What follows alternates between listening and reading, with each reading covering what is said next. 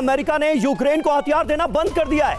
अब यूक्रेन को कोई भी नया हथियार अमेरिका नहीं देगा। ये एक बड़ा फैसला, और इसके आसार तो थे ही।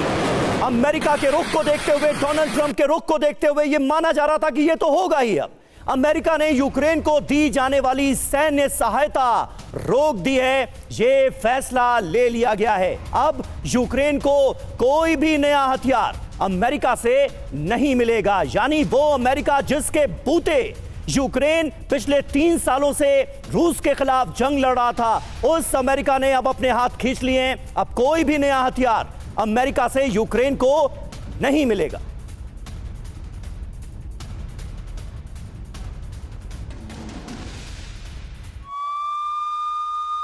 और देखिए, यूक्रेन को मिलने वाली सैन्य सहायता को लेकर व्हाइट हाउस की तरफ से क्या कहा गया है। व्हाइट हाउस का बयान क्या है? यूक्रेन को अमेरिकी सहायता हम रोक रहे हैं। राष्ट्रपति ट्रंप शांति चाहते हैं, हमारे सहयोगी भी शांति की बात करें। यानी यूरोप के लिए भी एक मैसेज देता हुआ व्हाइट हाउस नजर आ रहा है। हम अमेरिकी मदद की समीक्षा कर रहे हैं, हम यूक्रेन को दी जाने वाली मदद को रोक रहे हैं।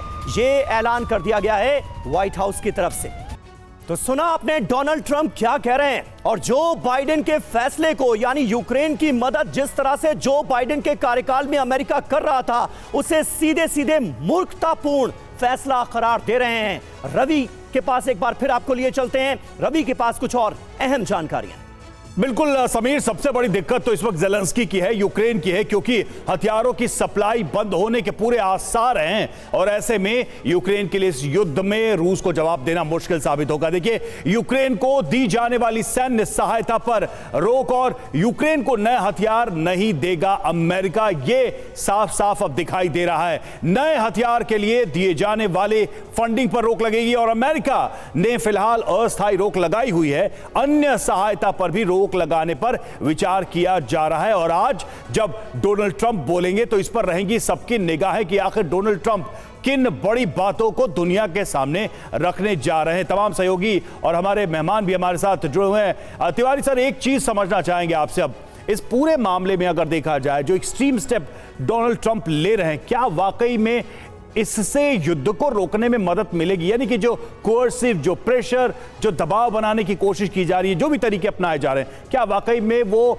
काम कर पाएगा? क्योंकि दावा तो ट्रंप का यह था कि 24 घंटे में वो युद्ध रुकवा देंगे। अब तो देखिए, दिन पर दिन और महीने बीतते जा रहे हैं। देखिए, रवि, युद्ध तो रुकेगा ही। देखिए, यूक्रेन जो वॉर लड़ रहा था वो अमेरिका की मदद से ही लड़ रहा था। अभी जो डिक्लेरेशन हुआ है कि हम कोई सप्लाई नहीं देंगे, जितने इक्विपमेंट्स ट्रांजिट में हैं वो भी यूक्रेन नहीं जाएंगे। जो उनके पास है खाली वही लड़ेगा। यूक्रेन के पास क्या था? आर्मामेंट पहले रशियन ओरिजिन के था, वो 2-3 साल से लड़ते हुए उनके स्पेयर पार्ट्स भी खत्म हो चुके हैं, वो किसी काम के नहीं रहे। अभी यूक्रेन से और रशिया से और जो यूरोपियन यूनियन के जो कुछ आर्मामेंट आए उससे वो लड़ रहा था। अब ये लड़ाई आगे चल ही नहीं सकती, बिकॉज अभी जैसे आप नाटो उसकी बात कर रहे थे, actually NATO is because of America, America is not because of NATO. अगर नाटो कमजोर करना अमेरिका हट जाएगा तो नाटो बिल्कुल अपने लीज पे आ जाएगा, कमजोर हो जाएगा, कुछ नहीं कर सकते। अब ये जो यूरोपियन यूनियन के जो देशों ने जिस तरीके से ज़ेलेंस्की को वेलकम किया है, ये बहुत बड़ा क्वेश्चन मार्क है। क्या पीछे है? या हो सकता है कि अपने आप को बिल्कुल नीचा नहीं दिखाना चाहते थे कि हम अमेरिका से दबे हुए हैं।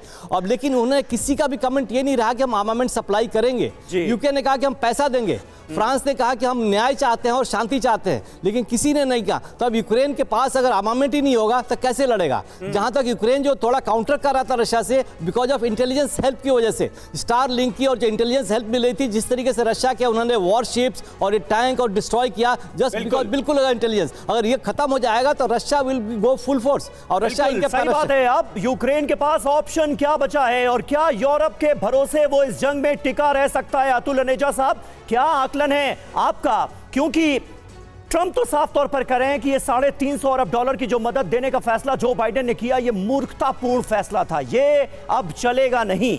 लेकिन अब अमेरिका के हाथ खींचने के बाद ज़ेलेंस्की के पास ऑप्शन बचता क्या है? ज़ेलेंस्की के पास कोई ऑप्शन नहीं बचता, क्योंकि जो भी सपोर्ट थी वो अमेरिका की प्राइम सपोर्ट थी। अगर वो ख़त्म हो गई तो ज़ेलेंस्की कमज़ोर पड़ गए। यूरोप जो है, यूरोप के ऊपर भी निशाना साधा है डोनाल्ड ट्रंप ने कि you also fall in line.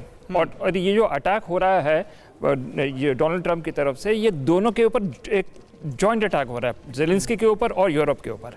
तो इसलिए ना यूरोप के पास क्षमता उतनी है, और जितना भी अभी हथियार या सपोर्ट इनके पास है जेलेंस्की के पास, वो ज़्यादा देर तक नहीं चल सकता। दूसरी बात जो हमने देखी है, रशिया ने अपने अटैक्स बहुत तेज़ कर दिए हैं यूक्रेन के ऊपर, और ये एक तरह से de facto alliance, NATO alliance तो ब्रीच हो गई है, एक डी फैक्टो अलायंस यूएस और रशिया की मुझे सामने नज़र आ रही है, और ये गेम बहुत तेज़ी से आगे बढ़ रही है। मुझे लग रहा है कि एंड गेम शुरू तो हो चुका है जेलेंस्की का, मुझे लगता है कि ये रशिया की फुल फ्लेज्ड एक जीत की तरफ हम जा रहे हैं। यूरोप ये कह रहा है कि अमेरिका का ये फैसला सरासर गलत है। यूक्रेन के लोग कभी भी अमेरिका पर भरोसा नहीं कर पाएंगे अगर ट्रंप ने ऐसा किया तो। ये बात कहने की है, लेकिन उसके पीछे कोई क्षमता नहीं है, कोई दम नहीं है।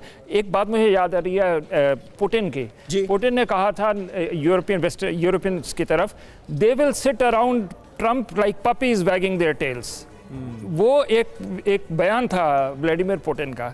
ये इस वक्त बातें बड़ी बड़ी हो रही हैं क्योंकि उनकी डोमेस्टिक कॉन्स्टिट्यूंसी है और एक इनर्शिया चल रहा है पहले का, लेकिन बहुत जल्द मुझे लगता है कि 24 से 48 घंटे में ये सारी टोन चेंज होने वाली है और एक नई परिस्थिति की तरफ हम जा रहे हैं। अटलांटिक अलायंस जो थी हम देखते थे 1945 के बाद, वो टूटती हुई सामने हमें। ठीक है, और सर इसमें मुझे लगता है कि ट्रंप के बयान के बाद बहुत क्लैरिटी आ जाएगी कि आखिर ये पूरा विषय किस दिशा में आगे बढ़ेगा।